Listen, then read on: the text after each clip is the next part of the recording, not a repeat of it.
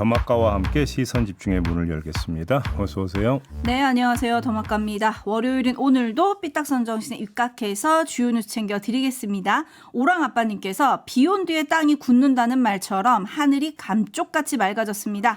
우리 사회도 더 단단해진 한 주가 되었으면 합니다. 라고 보내주셨고 네. 이거는 제보인 듯 제보가 아닌 듯 싶은데 약간 주목되는 댓글이 있어가지고요. 알권리님이 보내주셨는데 어제 봉은사에서 김태효 전 1차장을 목격했습니다.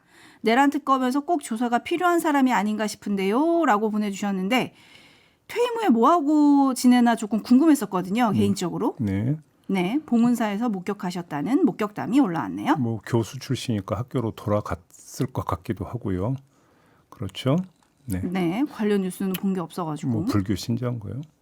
제가 알기로는 성당을 다니시는 걸로. 네. 뭐 일이 있었나 보죠. 네.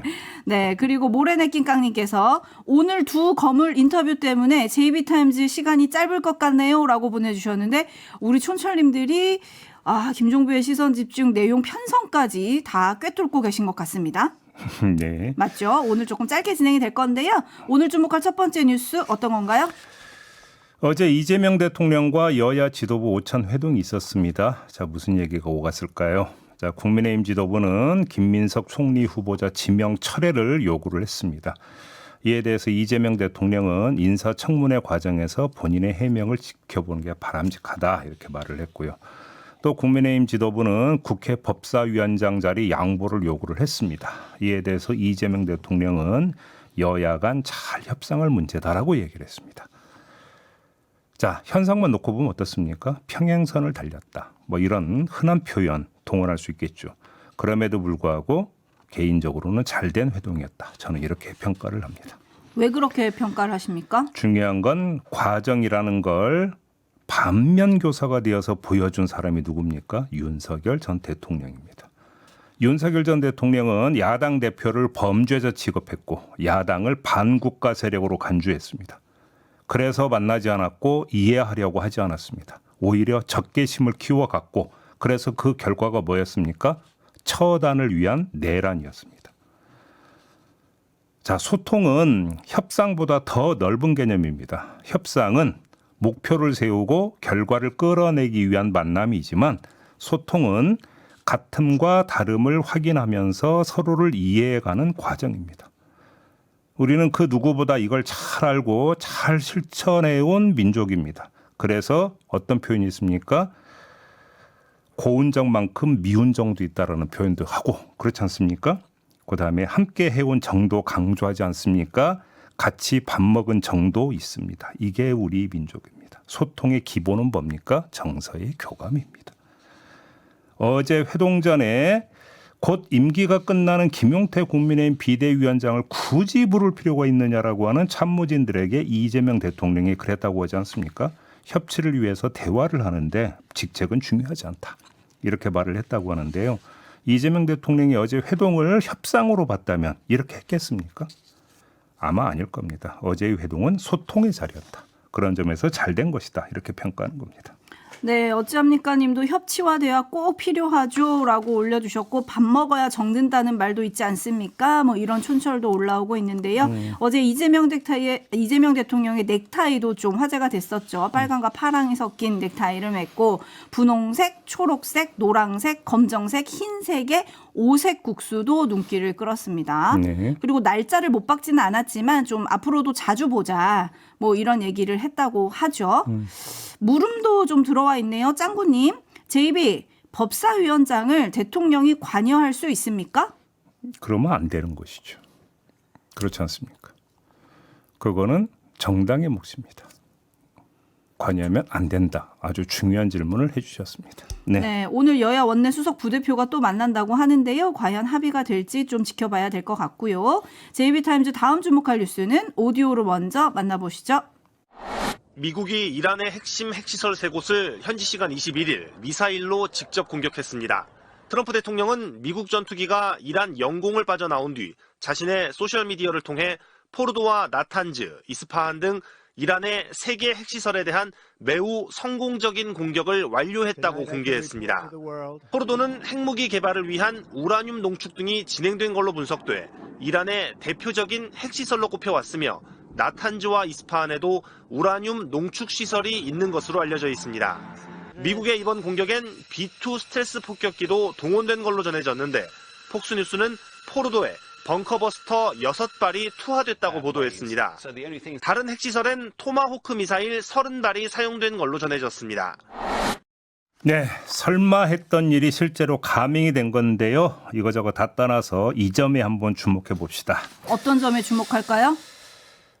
자, 뒤에 미국에서 이런 뉴스들이 나왔는데요. 시선 집중할 게 바로 이겁니다. 첫째, 공화당의 토머스 매시 의원 그리고 민주당의 로 카나 의원은 전쟁 권한법에 따른 의회 표결을 요구했다고 합니다. 이 얘기는 뭡니까? 의회를 거쳤어야 되는데 안 했다라고 하는 문제 제기다. 이런 이야기가 되는 거고요. 두 번째, 미국 행정부가 국가 안보의 중요한 사항을 브리핑하는 8인의 갱이라고 하는 이 대상들이 있다고 합니다. 하원 정보위원회 위원장과 야당 간사, 그리고 상원 정보위원회 위원장과 야당 부위원장, 그리고 하원 의장, 그리고 하원 여당 원내대표와 상원의 여야 원내대표 8명이라고 하는데요. 상하원 정보위원회 야당 간사는 사전 브리핑을 받지 못했고 하킴 제프리스 하원 민주당 원내대표는 트럼프가 SNS에서 공격 사실을 전 세계에 알리기 직전에 통보를 받았는데 그 시점은 이미 공격이 일어난 뒤였다고 하고 또 척 슈머 상원 민주당 원내대표도 트럼프 대통령이 공습을 발표하기 직전에 형식적인 통보만 받았을 뿐이라고 합니다. 간단히 말해서 뭐냐? 야당인 민주당 지도부는 패싱했다. 이런 이야기가 돼버리는 겁니다. 여기서 던져야 하는 질문이 있습니다. 자기 나라 야당조차 패스하는 판에 다른 나라는 얼마나 존중할까라고 하는 아주 기초적인 질문을 던져야 되는데요. 이런 가정을 한번 한반도에 대입하면서 던져봅시다. 그럼 어떤 이야기가 나오겠습니까? 끔찍합니다. 네. 근데 이게 막연한 가정 상황도 아니고 2017년 연말쯤으로 한번 거슬러 올라가 볼까요? 이때 국내외 언론에서 숱하게 썼던 용어가 있었습니다. 기억하십니까? 코피 전략이라는 게 있었습니다. 북한의 핵시설을 딱 타겟팅해가지고 폭격하는 이런 시나리오가 검토되고 있다는 보도가 계속 나왔고 한반도에 전운이 감돈 적이 있었습니다. 이듬해 2018년 2월 평창 올림픽을 계기로 급 전환이 돼서 다행이었긴 했지만 만약에 그때 정말로 코피 터뜨리려고 했었다고 한다면 트럼프의 스타일상 어떻게 했을까? 근데 그때보다 지금이 더하다라는 거 아니겠습니까? 그때는 그래도 옆에서 참모진이나 이런 사람들 중에서 아니되옵니다라고 외치는 사람들이 있었는데 말리는 사람들이 있었다는 거죠. 지금은 그것도 아니라고 하는 거 아니겠습니까? 네. 여기서 의회를 거쳐야 되느냐 말아야 되느냐라는 논란까지 빚을 정도로 의회, 특히 야당은 패싱하고 그냥 넘어가 버렸다. 이렇게 되면 트럼프 혼자 마음만 먹으면 얼마든지 임의적으로 일방적으로 어떤 일도 벌일 수 있다라는 것인데 그러면 한반도의 평화 관리를 어떻게 해야 될 것인가라고 하는 것은 이건 발등의 불이다. 당위적인 명제가 아니라 발등의 불이다. 맞습니다. 트럼프는 사실 2주 안에 공격 여부를 결정하겠다 이렇게 말한 지 이틀 만이었고요. 이란이 정신 차리는지 보겠다라고 말한 지 하루 만에 지금 공습을 한 거잖아요. 네. 그래서 언론이 뭐 이런 말들은 연막작전이었다 이렇게 평가를 하던데 그렇게 따지면 미국 의회 야당에게도 연막작전을 친 거잖아요. 그렇습니다. 대통령이 이래도 되는가 이걸 좀 생각을 해봐야 될 것 같고 이재명 대통령은 어제 나토 정상회의에 참석하지 않는 걸로 결정을 내렸죠. 그렇습니다. 이 중동 분쟁의 확전 가능성, 그다음에 중동발 경제 위험 요인 이거에 대해서 대응해야 되는 것이 지금 현안으로 너무 떠올랐다. 이런 그 이유를 댔습니다. 당연한 어떤 그 이유라고 생각을 하는데요. 여기에다가 이런 현실적 고려도 있었던 것 같습니다. 지금 일부 보도를 보면 트럼프가 G7 정상회의 때와 마찬가지로 나토 정상회의에서도 2시간 30분 정도만 머무르고 뜰 거다. 이런 지금 이야기가 돌았나 봐요. 네. 이렇게 되면 이재명 대통령이 나토 정상회의에 간다고 하더라도 트럼프와 한미 정상회담을 가질 가능성 거의 없다라고 하는 실익적 측면도 봐야 되는 거고 지금 이 상황에서 마주 앉으면 트럼프가 뭘 내놓겠습니까? 국방비와 방위비 분담금 증액 제일 먼저 이걸 꺼내들 거 아니겠습니까? 네, 나아가 한국도 중동에 함께 하자 이렇게 얘기를 하면 우리는 어떡합니까? 그러니까요. 뭐 굳이 이런 상황에서 나토 정상회의에 가서 트럼프를 지금 바로 만나야 될 것이냐. 여기에도 사실은 국익적 관점에서 시기 조절도 필요했다고 보는 거고요. 그런 점에서 물론 좀 이제 평가는 엇갈리는데 저 개인적으로 평가하면 저는 잘한 결정이었다. 저는 이렇게 생각합니다. 하지만 야권 특히 국민의힘 의원들은 외교적 실책이다 이런 비판을 내놓고 있는데 결과적으로 그럴지 아닐지는 좀 따져봐야 될 것 같고요. 기억지은님께서 반인권, 반인류로 가는 트럼프 미국이라고 좀 꼬집어 주셨고 완타치님이 간만에 주식시장에 활기가 넘치더니 미국이 또 발목을 잡네요.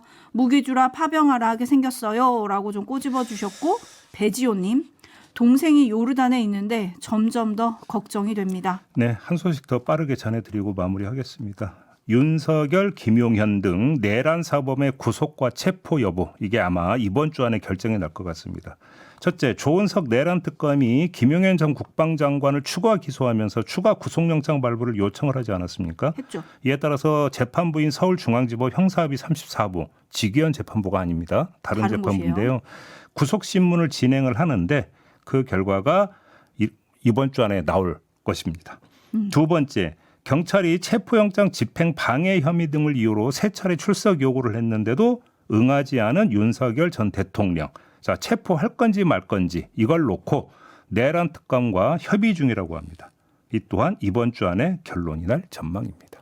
어떻게 결론이 날까요? 자, 우선 윤석열 전 대통령 체포영장 문제부터 보죠. 이건 뭐 제가 아니라 이명현 최상병 특검이 한 전망을 전하는 것으로 가름하겠습니다. 어제 기자들에게 내란 특검의 관할이다 이렇게 단서를 달면서도 뭐라고 했냐면 그 부분도 내란 사건이기 때문에 이첩받거나 협조를 통해 체포영장을 발부할 걸로 예측한다.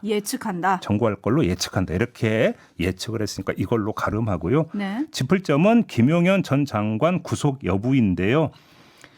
자, 비록 다른 재판부라 하더라도 판단의 줄기는 저는 같다고 봅니다. 직위원 재판부가 김용현 전 장관에 대해서 직권으로 조건부 보석 결정을 내린 이유가 뭐였습니까? 그냥 구속 만기가 돼서 풀려나면 자유로운 몸이 되는데 그러면 증거인멸을 시도할 가능성이 있다. 그런 이유였던 거 아니겠습니까? 네. 그래서 다른 내란 가담 사령관 등과의 접촉을 금지한 것인데 증거인멸 가능성 이 점을 우선적으로 고려한다면 가장 좋은 방법은 뭐예요? 구속 상태를 유지하는 겁니다. 그잖아요. 그렇죠. 따라서 구속영장 발부를 망설일 이유가 없다. 범죄 소명만 확실하다면 이런 거 아니겠습니까? 이렇게 보면 될 것 같고요. 사법의 측면을 벗어나서 정치의 측면에서 봐도 그렇다고 보는데 형사합의 34부가 구속영장 발부를 거부하면 어떻게 되겠습니까? 직위원 재판부의 구속 취소 판단의 속편격으로 간주될 가능성이 높다고 봐야 되는 거 아니겠습니까? 그러면 법원은 총체적 불신과 비판의 대상이 될 것인데 굳이 이런 부담을 짊어질 이유가 있겠느냐 이런 점도 함께 볼 수가 있다는 것이죠. 네, 옥황상제님이 고삐 풀린 망아지 들판에 내놓을 수는 없지 않나요? 네네. 라고 보내주셨습니다. 네. 근데 제이비 왜 형사합의 34부예요? 그러니까 이게 이제 그 무작위 전자배당으로 했다고 하는데요. 결국은 이것도 관련은 내란 사건에 그러니까 연결되는 거잖아요. 네. 그러면 지금 그 직위원 재판부가 사실 내란 전담 특별 재판부 성격을 띠고 있잖아요. 그러니까요. 그럼 거기에 넘기면 될 것 같은데 왜 그걸 분리해서 무작위 배당을 하는지 그것도 사실 좀 이해가 좀 안 되긴 합니다. 네.